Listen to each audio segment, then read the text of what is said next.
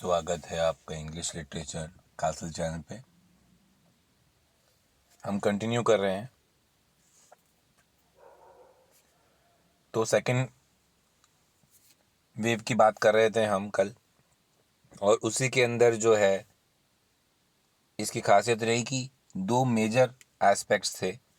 पहला कि ये ब्लैक वुमेन के साथ को भी लेता है, वाइट वुमेन के राइट की बात नहीं करता, और वर्ल्ड वाइड में जितनी महिलाएं हैं उन सभी महिलाओं के हक की बात करी जाती है। इसमें गे मैरिजेस की बात होती है, औरतों के यूनिसेक्स टॉयलेट्स होने चाहिए।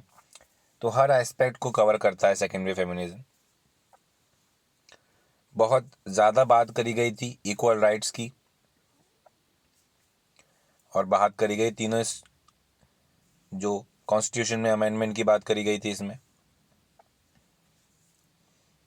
तो क्या क्या चीज़ें थी जो सिग्नल करती हैं। पहली,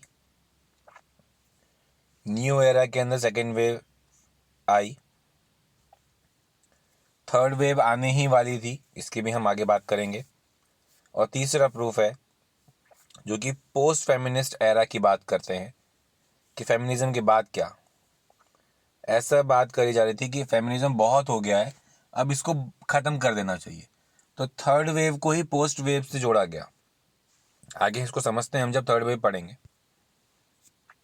अब आ जाते हैं सीधा थर्ड वेव पे, जिसको पोस्ट फेमिनिस्ट भी कहते हैं। मतलब थर्ड वेव का कहना था कि औरतों को लगभग सारे राइट्स मिल चुके हैं, अब हमको फेमिनिज्म बंद कर देना चाहिए, इस टॉपिक पे बात नहीं करनी चाहिए। और कुछ लोग इसको थर्ड वेव मानते हैं। तो अब क्या है ये, क्या ये थर्ड वेव है या ये पोस्ट फेमिनिस्ट एरा है? इसके अंदर डिवाइड हुआ। तो थर्ड वेव जो है उसको सेकेंड वेव से ना जोड़ते हुए कुछ अलग डायरेक्शन में डालने की फोकस की जाए। क्या थी वो बातें, और सेकेंड वेव के लोग क्या कहते हैं, बात करते हैं।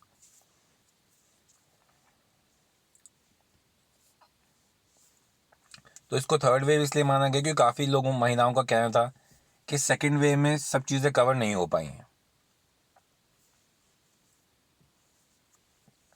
कुछ और चीज़ें रह गई थी। अभी भी सिर्फ वाइट और अपर क्लास की औरतों की ही बात हुई है सेकेंड वेव में। ब्लैक और जो थर्ड वर्ल्ड के अंदर जो फेमिनिस्ट मूवमेंट है वो अभी तक नहीं पहुंच पाई है।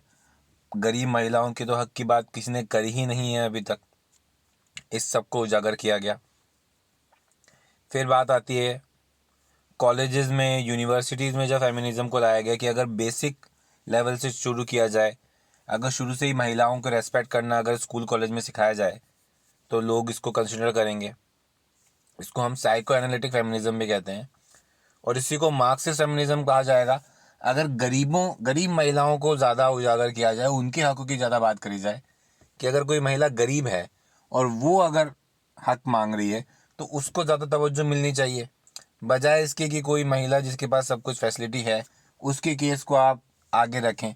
उसके पास तो और भी फैसिलिटीज़ हैं, उसका केस अगर आप थोड़ी देर के लिए रोक भी देंगे तो वो अपना जीवन व्यापन कर पाएगी।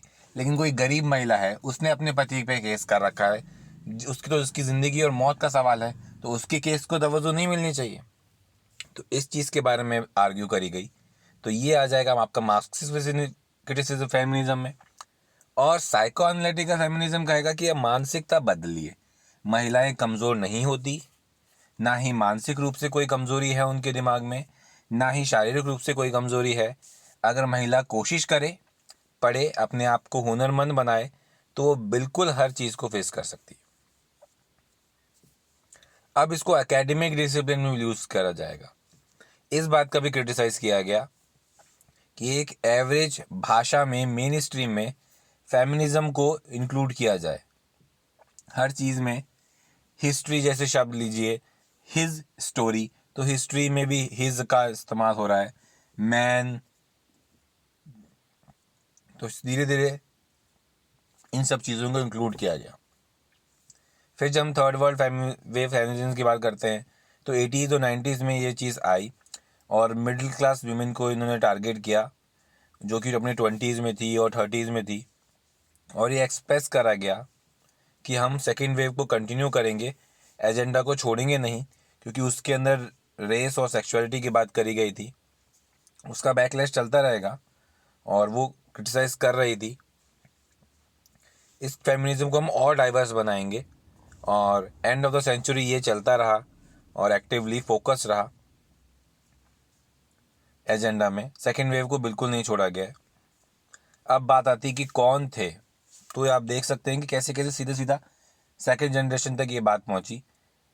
एलिस वॉकर जो कि फेमिनिस्ट सेकेंड वेव के अंदर थी, वो उनकी ही बेटी रिबेका वॉकर, उन्होंने इसको आगे बढ़ाया। और भी आए, ग्लोरिया स्टेनम जिसने पब्लिश किया I am the third wave, ये बहुत मशहूर रहा था और सरप्राइजिंग रिप्लाई था। सारी औरतें जो है, यंग औरतों ने ये लेटर मैगजीन निकाली और बात करी इक्वलिटी की। पुरानी फेमिनिस्ट लीडर को फॉलो करते हुए इस मूवमेंट को आगे बढ़ाया गया। आज के लिए इतना ही, बाकी पोर्शन हम कल करेंगे। Thanks for listening.